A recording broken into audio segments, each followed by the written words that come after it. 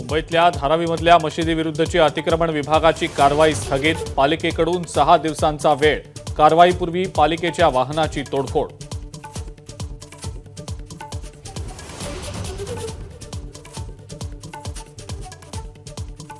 पुण्यातल्या खड्ड्यांवर राष्ट्रपती द्रौपदी मुर्मू सुद्धा नाराज, 2 आणि 3 सप्टेंबरच्या दौऱ्यात मोठा त्रास झाला असं पुणे पोलिसांना खरमरीत पत्र.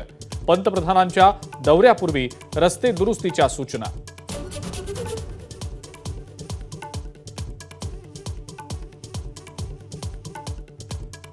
सिनेटची निवडणूक रद्द करण्याविरोधात ठाकरेंची युवा सेना सोमवारी हायकोर्टात जाणार. आज आदित्य ठाकरेंनी बोलावली बैठक.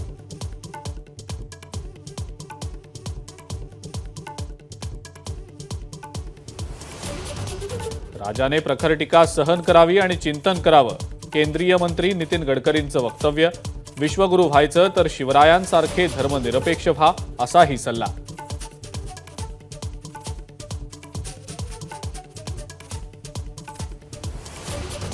महायुतीमध्ये गेलो असलो तर फुले शाहू आंबेडकरांचा मार्ग सोडलेला नाही, सुनील तटकरेंचा दावा. नितेश राणेंचा निषेध केल्याची करून दिली आठवण.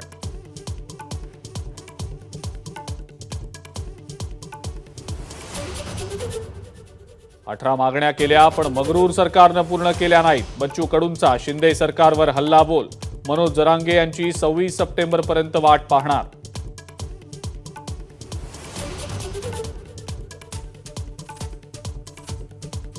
महाविकास आघाडीच्या बैठकीला मुंबईमध्ये सुरुवात. राऊत, अनिल देसाई, वडेट्टीवार, थोरात, अनिल देशमुख आणि जितेंद्र आव्हाड उपस्थित.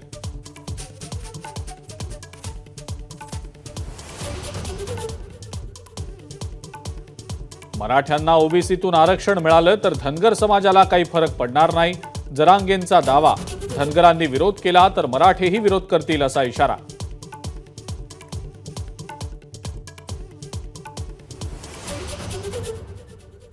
मनोज जरांगेंच्या समर्थनार्थ बीड, धाराशिव आणि परभणीमध्ये आज बंद.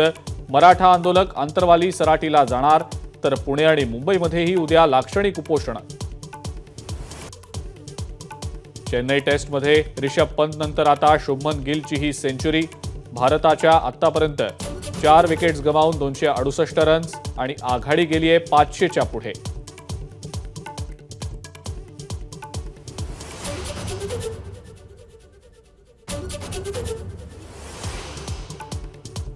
आणि पॅरिस पॅरालिम्पिकमध्ये गोळाफेकीत रुपेरी कामगिरी करणारा गोळाफेकपटू सचिन खिलारी आज माझाच्या कट्ट्यावर.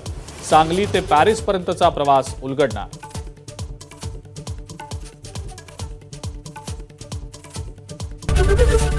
एबीपी माझा, उघडा डोळे बघा नीट.